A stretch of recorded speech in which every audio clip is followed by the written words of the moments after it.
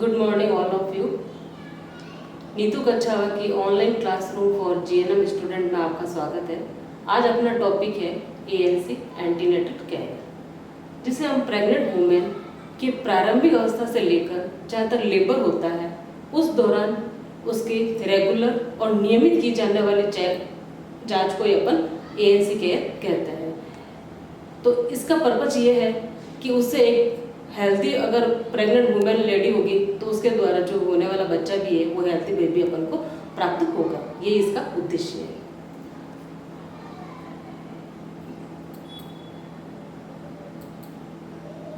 अब अपन पढ़ रहे हैं इसकी definition.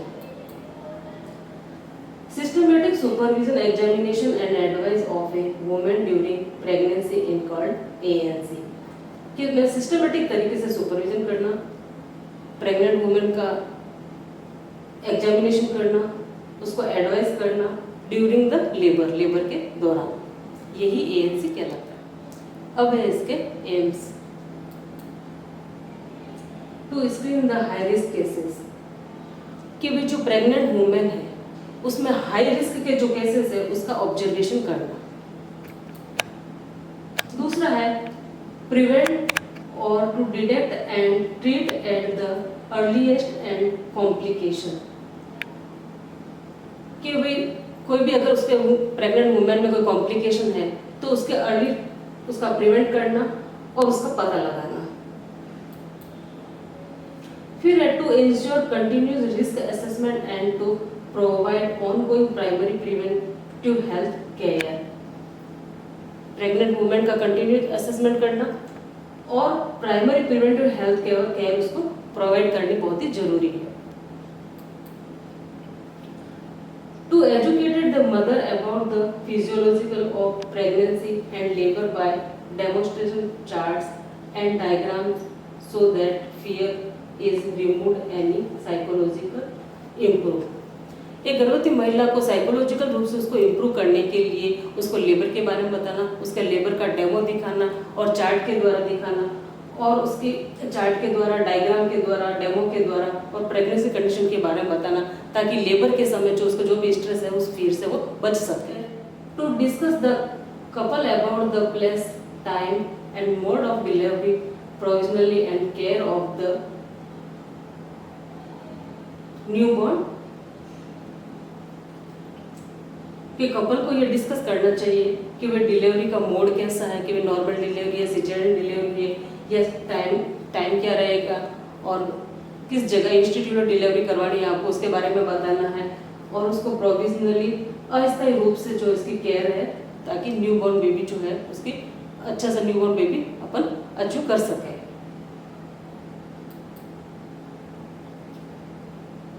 To motivate the couple about the need of family planning and also appropriate advice to couple seeking medical termination of pregnancy. Couple को family planning के बारे में बताना और उसको एडवाइस करना कि भाई मेडिकल अगर जरूरत पड़े तो मेडिकल टर्मिनेशन की कंडीशन हो तो उसकी भी उसकी इम्पोर्टेंस है उसके बारे में बताना या उसका प्रयास करना।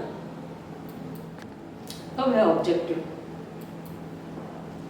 To ensure a normal pregnancy with delivery of a healthy baby from a healthy mother. तो इसका मेन उद्देश्य यही है कि एक अगर मदर प्रेग्नेंट टाइम में मदर हेल्थी होगी तो उसका बेबी जो अपन अचीव करेंगे वो हेल्थी बेबी अपन को प्राप्त होगा। अब है एंटीनेटल केयर कॉम्प्राइजेस, कि भी एंटीनेटल के दौरान अपन को क्या क्या कॉम्प्रोमाइज करना है, जिसमें सबसे पहला है कि हिस्ट्री टेकिंग। सबसे पहला इसमें है हिस्ट्री टेकिंग। तो सबसे पहले अपन हिस्ट्री टेकिंग में उसके कई तरह की हिस्ट्री अपन प्रेग्नेंट वुमेन की लेंगे, जिसमें सबसे पहला है आइडेंटिफिकेशन डाटा। तो जो भी प्रेग्नेंट महिला आती है उसका आइडेंटिफिकेशन डाटा अपन को पूरा लेना है, जिसमें उसका नाम है, उसका हस्बैंड का नाम है, उसका ऑक्यूपेशन है, उसको इकोनॉमिक सोशल स्टेटस कैसा है उसके बारे में अपन को बताना है, उसका पूरा एड्रेस लेना है, ऑक्यूपेशन ऑफ हस्बैंड, उसका हस्बैंड क्या काम कर रहा है उसके बारे में भी सारी डिटेल लेनी है। ठीक है। फिर दूसरा है हिस्ट्री ऑफ प्रेजेंट इलनेस, कि भी जो पर गर्भवती महिला अपने पास में आई है उसकी प्रेजेंट इलनेस कंडीशन कैसी है उसके बारे में भी अपन को डिटेल लेनी है, जिसमें अपन क्या लेंगे कि ऑनसेट ऑफ डिजीज, कि उस समय प्रेगनेंसी के दौरान उसको कौन सी डिजीज है, क्या वो डायबिटीज हाइपरटेंशन की शिकायत तो नहीं है या और कोई भी उसको कॉम्प्लिकेशन तो नहीं है, ये सारा उसको पता करना। दूसरा है ड्यूरेशन ऑफ डिजीज, अगर उसको कोई कॉम्प्लिकेशन है तो उसका ड्यूरेशन कितना है, कब से उसको हाइपरटेंशन है या कब से उसको डायबिटीज है, उन सब के कारणों का पता लगाना। फिर एक सीवियरिटी ऑफ डिजीज, अगर प्रेग्नेंट के दौरान उसका जो बीमारी है तो उसकी सीवियरिटी कैसी है, गंभीर है, नॉर्मल है या उसका ट्रीटमेंट चल रहा है, उस सबका पता लगाना। फिर है कि उसका ट्रीटमेंट रेगुलर लिया जा रहा है, उसका ट्रीटमेंट ले रही और उसका उसके ऊपर क्या इफेक्ट हो रहा है, उसकी कंडीशन कैसी है, उसका भी ऑब्जर्वेशन करना। फिर प्रोग्नोसिस, कि भी बीमारी का जो है प्रोग्नोसिस लेवल कैसा है, उसका भी पता लगाना। फिर अपन लेंगे हिस्ट्री ऑफ प्रेजेंट प्रेगनेंसी, कि जो प्रेग्नेंट वुमन अपने पास आई है तो प्रेग्नेंट वुमेन की प्रेजेंट हिस्ट्री अपन को लेनी कि उसकी कंडीशन कैसी है, तो उसके अंतर्गत अपन लेंगे कि भाई लास्ट LMP डेट कब आई थी, उसको अपन को नोट करना है। फिर है EED, कि एक्सपेक्ट डेट ऑफ डिलीवरी, जो अपन EDD और LMP को प्लस 9 मंथ करके उसको सर्कुलेट करके अपन उसके डेट निकालेंगे कि भाई लास्ट मेंस्ट्रुअल साइकिल कब आई और जो है एक्सपेक्टेड डेट ऑफ डिलीवरी कि कब है, ये सारा अपन को नोट करना है। फिर है कि भाई प्रेगनेंसी के दौरान उसको और कोई कॉम्प्लिकेशन तो नहीं है, जैसे एक्सेसिव वोमिटिंग तो नहीं हो रही है या फिर उसको एनीमिया की प्रॉब्लम तो नहीं है, हाइपरटेंशन तो नहीं है, डायबिटीज तो नहीं है, एंटीपार्टम हेमरेज तो नहीं है, एक्लेम्पशिया की प्रॉब्लम तो नहीं है, प्री एक्लेम्पशिया तो नहीं है या कोई मेंटली डिसऑर्डर तो नहीं है। इन सब कारणों का अपन पता लगाएंगे कि ड्यूरिंग लेबर के दौरान इनको कॉम्प्लिकेशन तो नहीं है। फिर है कि उसने महिला ने जो है इम्यूनाइजेशन हिस्ट्री भी लेंगे, जिसके अंदर उसने 2 ये टीटी प्रेगनेंसी के दौरान जो है 2 टीटी के इंजेक्शन लगवाए या नहीं लगवाए, उसका भी अपन को जायजा लेना है। फिर है मेंस्ट्रुअल हिस्ट्री, कि भाई उसकी जो है एज ऑफ मेनर्स, कि जो उसका मेंस्ट्रुअल साइकिल आने का जो समय कब है। फिर है कि यूट्रिन ब्लीडिंग तो नहीं हो रही है, मेनोरिया या मेट्रोजिया की कंडीशन तो नहीं है, कि भाई एबनॉर्मल ब्लीडिंग तो रेगुलर नहीं हो रही है, उस सब का भी एग्जामिनेशन अपन को करना है। फिर है ऑब्स्टेट्रिक हिस्ट्री, जिसके अंतर्गत कि भाई महिला की प्रेगनेंसी है वो कौन सी है, प्रीमी ग्रेविटा है या मल्टी ग्रेविटा है, उसका पता लगाना। फिर है नंबर ऑफ पेरेंटी, कि वो पहले कितने बच्चों को जन्म दे चुकी है, ठीक है, उनमें से जितने बच्चों को अगर जन्म दिया है उन बच्चों में से कितने अभी प्रेजेंट कंडीशन में उसके पास मौजूद है, उनमें से फीमेल चाइल्ड कितने हैं और मेल चाइल्ड उसके पास कितने हैं, ये भी पता लगाना। फिर है कि बीच में पहले उससे कोई अबॉर्शन तो नहीं हुआ है, उसका भी पता लगाना। फिर है सिजेरियन, पहले जो बेबी हुआ है वो सिजेरियन है या नॉर्मल है, तो उसका पता लगाना, और अगर वापस जो सेकेंड लेबर है उसकी क्या कंडीशन रहेगी उसके बारे में भी उसको बताना।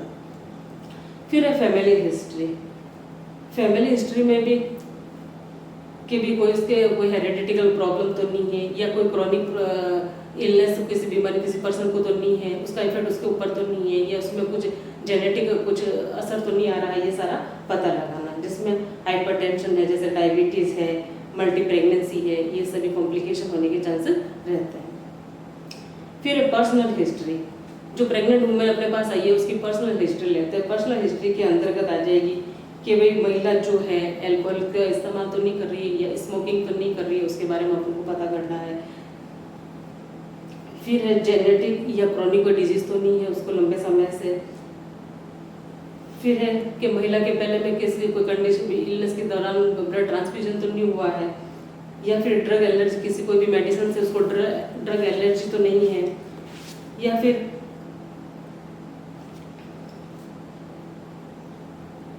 कॉन्ट्रासेप्टिव मेथड उसने यूज लिया है तो कौन सा यूज लिया है उसके बारे में पता लगना, और उसका कोई साइड इफेक्ट तो नहीं हुआ है उसके बारे में भी अपन को हिस्ट्री लेनी है। या फिर उसका मैरिटल लाइफ स्टेटस कितना है, कितने समय से उसकी शादी हो चुकी है, सब की हिस्ट्री अपन को लेनी है। फिर है past history of medical illness, कि भाई लेबर की कंडीशन के उससे पहले उसकी कोई बीमारी तो नहीं थी या उसका कोई ट्रीटमेंट में तो नहीं चल रहा था तो कितने समय से चल रहा था, वो सारी बातें अपन उसमें करेंगे। तो उसका कि भाई ऑनसेट अभी उसकी क्या स्थिति है और उसकी सीवियरिटी जो बीमारी है उसकी सीवियरिटी कंडीशन कैसी है, ट्रीटमेंट कैसा है उसका, और प्रोग्नोसिस की बात के बारे में उसकी जानकारी अपन प्राप्त करते हैं। फिर है past history of surgical illness, कि भाई पहले में कोई सर्जरी तो नहीं हुई है, तो उसकी भी जो है ऑनसेट कंडीशन कैसी है, या फिर उसका ड्यूरेशन कैसा रहा, उसकी सीवियरिटी कैसी रही, या प्रोग्नोसिस कंडीशन अभी की कैसी है, उसके बारे में भी अपन को उसकी हिस्ट्री लेनी है। फिर है पास्ट हिस्ट्री ऑफ गायनोकोलॉजिकल, कि भाई गायनोकोलॉजिकल कोई प्रॉब्लम तो उसको नहीं है, उसके बारे में भी अपन को ये सारे पता करने हैं। फिर है रजिस्ट्रेशन ऑफ प्रेगनेंसी, कि भी कोई भी है तो उसका रजिस्ट्रेशन सबसे पहले अपन को करवानी, उसके बाद में अपन को हिस्ट्री टेकिंग लेनी है।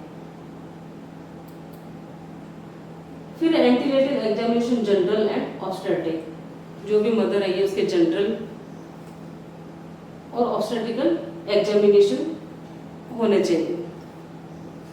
तो जनरल के अंतर्गत आ जाएंगे कि भाई उसके जो वाइटल सिग्नल है, जैसे टीपीआर है, कि भाई उसका पल्स रेट कैसी है, उसका वेट कैसा है, ये ओबेसिटी तो नहीं है उसको, या उसके बॉडी में ओडिमा की प्रॉब्लम तो नहीं है, या फिर न्यूट्रिशन लेवल उसका कमजोर तो नहीं है, या हेड टू फीट तक तो उसका जो भी है और परीक्षण उसमें किया जाता है।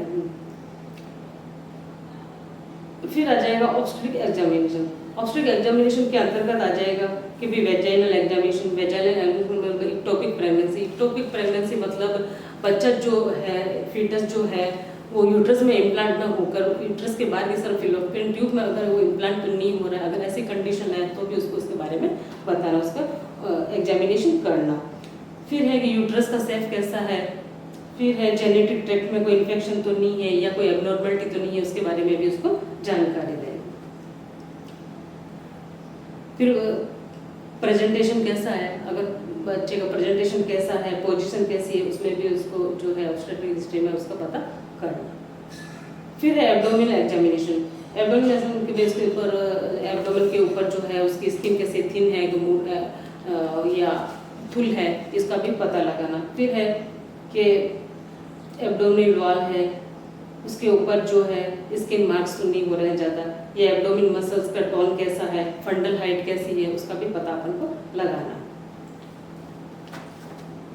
फिर है लेबोरेटरी इन्वेस्टिगेशन।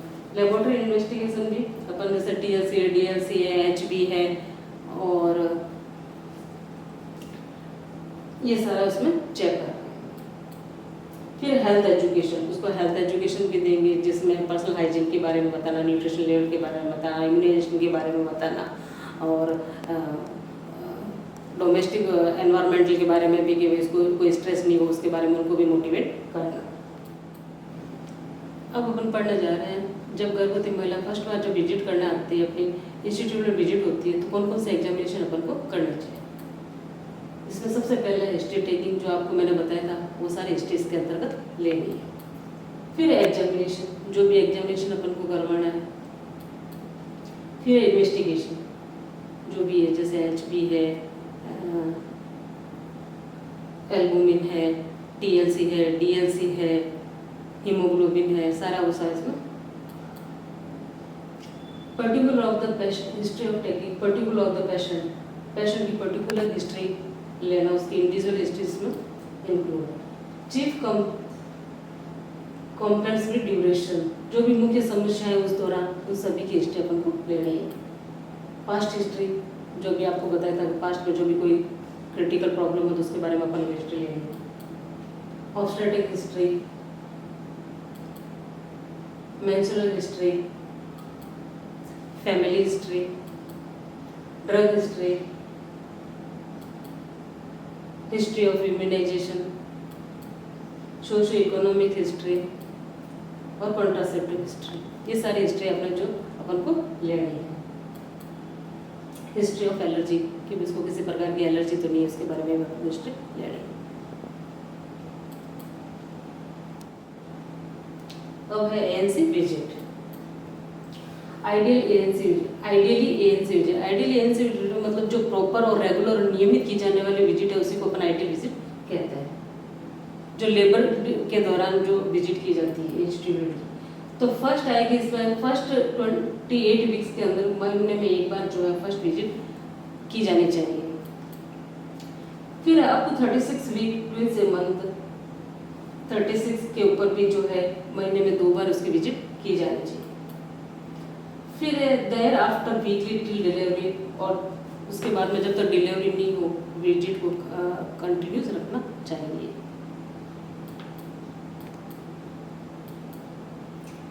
फिर है मिनिमम जो प्रेगनेंसी ड्यूरेशन, प्रेगनेंसी के टाइम टोटल 4 विजिट एक प्रेग्नेंट वुमेन की होनी चाहिए, शेड्यूल्ड विजिट, जिसमें फर्स्ट है अराउंड 16 वीक, सेकेंड है बिटवीन 24 एंड 28 वीक्स के बीच में उसकी विजिट होनी चाहिए, थर्ड है 32 वीक्स पर, फोर्थ विजिट है 36 वीक पर, और उसके बाद में रेगुलर जब तक लेबर नहीं हो तब तो विजिट होनी चाहिए। अब है एग्जामिनेशन। पहला एग्जामिन पाल्पेब्रल, कंजक्टिवा, नेल्स, टंग, ओरल म्यूकोसा, पाल्म्स कि भी जो गर्भवती महिला है उसके कंजक्टिवा, नेल्स, टंग, ओरल म्यूकोसा और पाल्मस में येलोइश तो नहीं दिख रहा है या एनीमिया की कमी तो नहीं है। पल्स रेट उसकी जो है 60 to 90 मिनिमम होनी चाहिए। रेस्पिरेशन रेट है 18 to 20 पर मिनट। एडिमा की कंडीशन तो नहीं है, उसको भी ऑब्जर्व करना। बीपी नॉर्मल 140 to 90 होनी चाहिए। Check urine for the present of albumin, कि यूरिन को चेक करना कि यूरिन के अंदर एल्बुमिन की मात्रा अधिक तो नहीं है। प्री एक्लेम्शिया जिसमें hypertension plus albumin, urine albumin की मात्रा ज़्यादा तो नहीं है, या एक्लेम्शिया जिसमें हाइपरटेंशन, एल्बुमिन, यूरिया और कन्वर्शन की कंडीशन तो नहीं है। Regular weight monitoring at the each visit, प्रत्येक विजिट के दौरान गर्भवती महिला की जो है वेट की मॉनिटरिंग होना जरूरी है। 11 kg weight gain enter pregnancy, pregnancy के स्टार्टिंग में जो है उसका वेट 11 किलो जो बढ़ना चाहिए। After first trimester weight gain 2 kg, starting में 2 kg वेट उसका बढ़ना चाहिए और टोटल प्रेगनेंसी कम से कम उसका 11 किलो वेट बढ़ना चाहिए। फिर है ब्रेस्ट एग्जामिनेशन। ब्रेस्ट एग्जामिनेशन के अंदर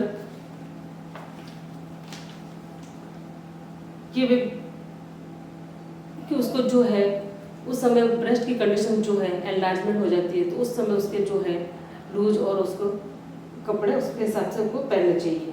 फिर है कि जो निपल्स है वो फ्लैट तो नहीं है या इन्वर्टेड तो नहीं है, ताकि बच्चे को सकिंग करने में कोई प्रॉब्लम तो नहीं है, तो उसके मसाज के दौरान जो है निपल्स को अवॉइड करना चाहिए। फिर है कि सीक्रेशन ऑफ कोलेस्ट्रॉल, जो भी जो माँ बच्चे को आधे घंटे के अंदर फीडिंग देना, उस फीडिंग के दौरान जो फर्स्ट गड़ा पीला दूर है कोलेस्ट्रॉल जिसको बोलते हैं, वो बच्चे को औषधि उसमें ऑल न्यूट्रिशन उसको मिल सकता है। ये सारी चीजें अपन ब्रेस्ट फीडिंग के एग्जामिनेशन के अंदर अपन ध्यान रखें। Next, measurement of fundal height. Fundal height का अपन मेजरमेंट करेंगे कि बच्चे की ग्रोथ हो रही है या नहीं हो रही है। Foetal heart sound, foetal heart sound को अपन सुनेंगे। फीटल मूवमेंट, कि बच्चा फिट मूवमेंट कर रहा है नहीं कर रहा है, उसकी कंडीशन को ऑब्जर्व करना। फीटल पार्ट्स का फीलिंग हो रही है नहीं हो रही है उसका पता करना। मल्टीपल प्रेगनेंसी, कि भाई मल्टीपल प्रेगनेंसी तो नहीं है, उसका भी ऑब्जर्वेशन करना। फीटल लाई एंड प्रेजेंटेशन, कि भाई फीटल की कंडीशन क्या है, उसका प्रेजेंटेशन कैसा है बच्चे का, उसके बारे में भी आपको ऑब्जर्वेशन करना है। इंस्पेक्शन ऑफ एब्डोमिनल स्कार और एनी अदर्स रिवेलेंट फाइंडिंग, कि उसका भी ऑब्जर्वेशन करना है कि एब्डोमेन के ऊपर जो स्कार्स की कंडीशन कैसी है। नेक्स्ट है लैब इन्वेस्टिगेशन करवाना, HB, blood grouping and RH typing, urine, VDRM, RBS, HBS AG test, USG for pregnancy profile, ultrasonography.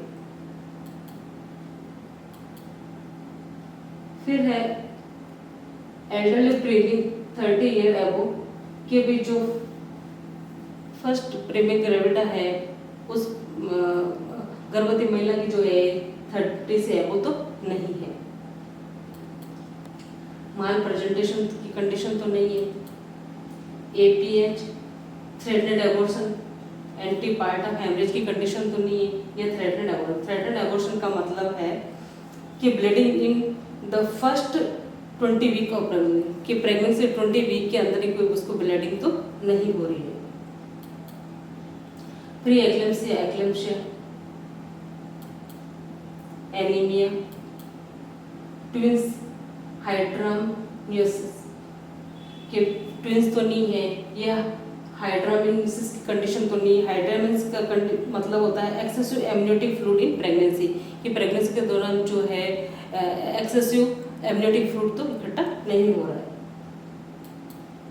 फिर है IUFD, intra uterine foetal demise, कि भी जो इंट्रा यूट्रिन के अंदर है बच्चा मर तो नहीं है, कंडीशन कैसी है उसको भी ऑब्जर्वेशन करना। स्टिल बर्थ, कि बच्चा मर तो जन्म मरा हुआ बच्चा तो नहीं बर्थ हुआ, उसके भी ऑब्जर्वेशन करना। Next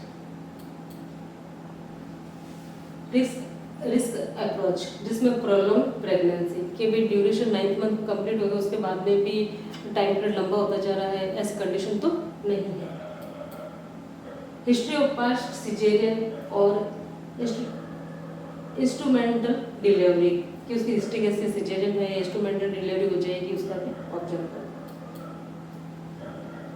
treatment of the infertility, कि उसका इनफर्टिलिटी की कंडीशन है, उसका ट्रीटमेंट तो नहीं चल रहा। पेशेंट कंप्लेंट्स, कोई पेशेंट की तरफ से कंप्लेंट तो नहीं है। General examination,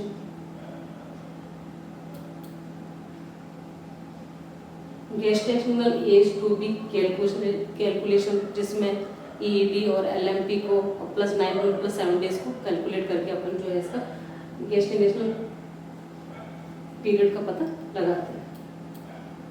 identification of problem, अगर कोई प्रॉब्लम है तो उसका आइडेंटिफिकेशन करना।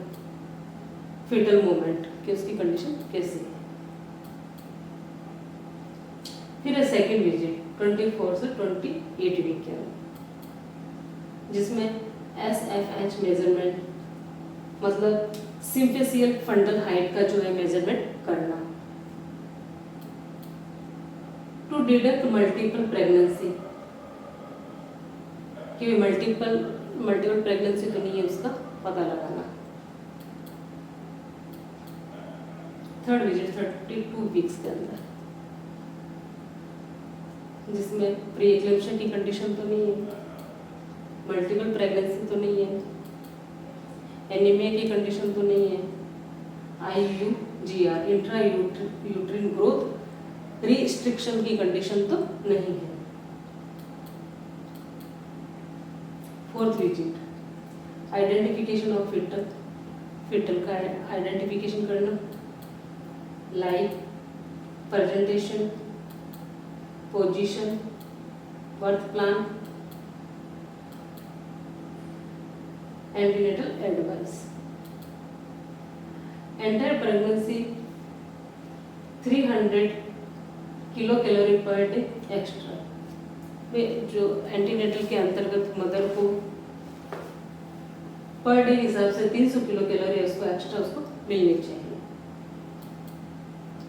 लैक्टेशन के दौरान 600 किलो कैलोरी पर डे, अगर माता दूध पिला रही है तो उसको पर डे जो है 600 किलो कैलोरी उसको मिलनी चाहिए।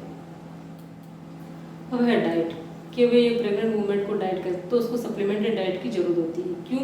कि उस समय उसके गर्भ में जो है शिशु भी बढ़ रहा था, उसको अतिरिक्त डाइट की जरूरत होती है। तो जिसके अंतर्गत प्रेगनेंसी को डाइट देने के लिए अपन को एडवाइस देनी चाहिए, जिसमें उसको 300 किलोग्राम जो है अतिरिक्त उसको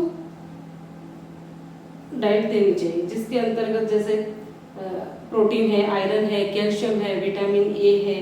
तो इसके लिए अपन को उसको दूध के लिए है, हरी पत्तेदार सब्जियां है, वेजिटेबल्स है, पल्सेस है, जगरी है, एग्स है, मीट है। इन सब के लिए अगर वेजिटेरियन है तो उसको मीट अवॉइड करें, और अगर नॉन वेजिटेरियन है तो उसको मीट के लिए भी लेट कर सकते हैं। फिर उसको लाइट और इजीली डाइजेस्टिव डाइट भी देनी चाहिए ताकि उसको इजीली पच सके। फिर इसको कि अगर कोई एल्कोहलिक जैसे चाय है, कॉफ़ी है, इस तरह की चीज़ें उसको अवॉइड करने के लिए अपन को मोटिवेट करना चाहिए। Hygiene, daily bath is recommended as it's stimulation, refreshing and relaxing. Avoid hot water bath. Refresh और रिएक्टिव होने के लिए उसको डेली बाथ के लिए उसको एडवाइस की जानी चाहिए। Ball care, as there is increased chances of constipation, regular bowel movement may be facilitated by regulation of diet, taking plenty of fruits, vegetables and milk.